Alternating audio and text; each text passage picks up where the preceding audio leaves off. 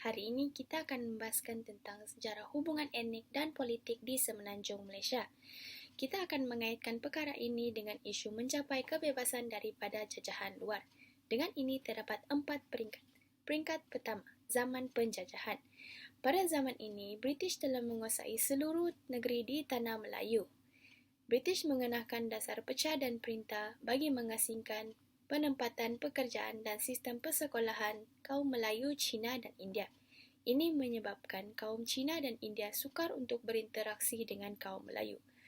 Seterusnya, apabila Jepun menjajah Tanah Melayu, Jepun memisahkan dasar pemerintahan terhadap kaum Melayu, Cina dan India. Jepun melakukan dasar berbaik-baik kepada kaum Melayu dan India atas agenda tersendiri. Tetapi bagi kaum Cina, ia adalah sebaliknya.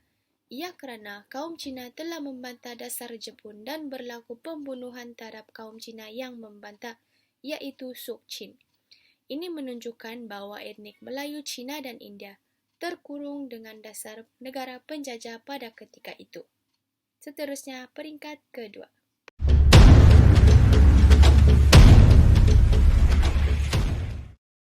Halo, selamat pagi.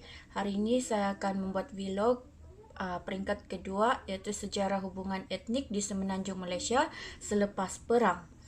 Isu Jus Soli pertama kali berbangkit di Tanah Melayu apabila British menerusi Malayan Union pada tahun 1946.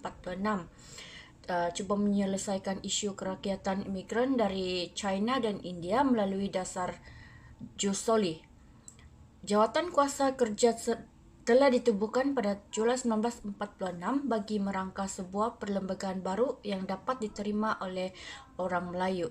Draft perlembagaan tersebut telah disiapkan pada bulan Disember 1947 dan ini telah menjadi asas kepada perlembagaan Persekutuan Tanah Melayu yang telah ditandatangani pada 21 Januari 1948.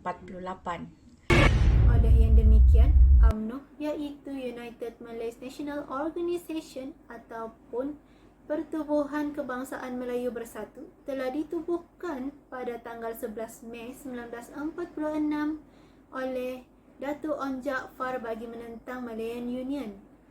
Seperti yang kita tahu, Malayan Union ini merupakan pertubuhan bagi menggantikan pemerintahan sementara iaitu pentadbiran tentera British ataupun dikenali sebagai BMA.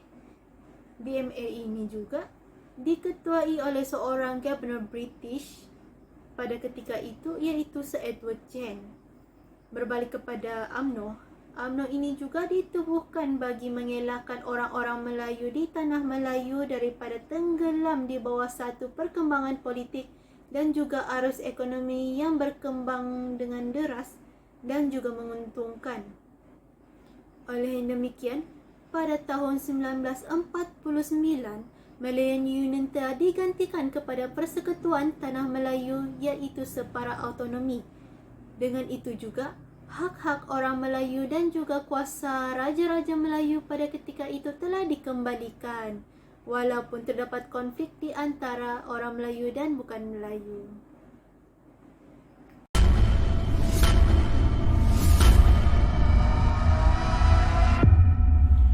Salam sejahtera, saya Mark Lemerik ingin mengkongsikan sedikit ilmu mengenai fasa 3, yaitu zaman darurat sehingga pembentukan Malaysia.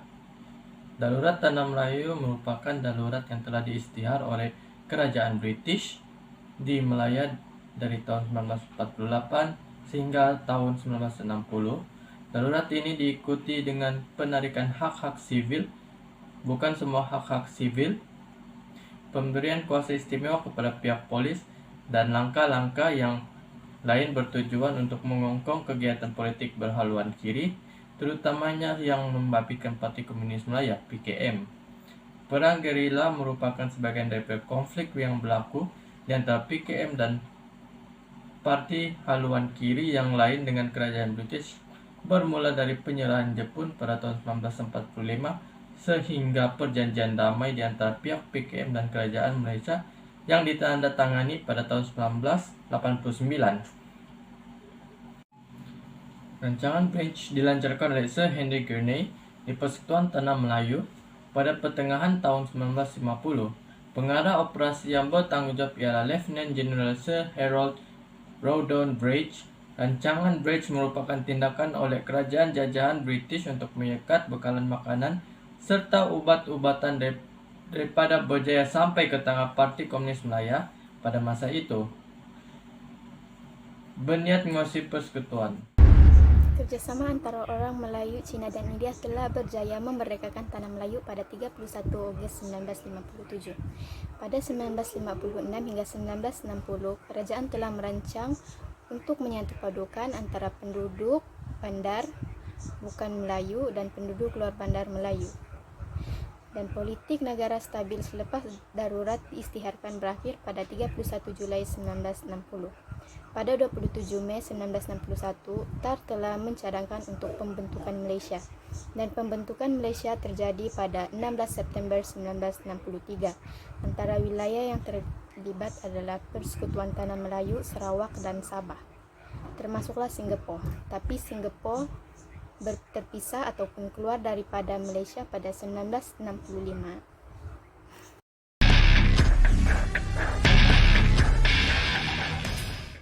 Semenanjung Malaysia ialah dari Malaysia hingga kini. Apa yang berlaku dari Malaysia hingga kini?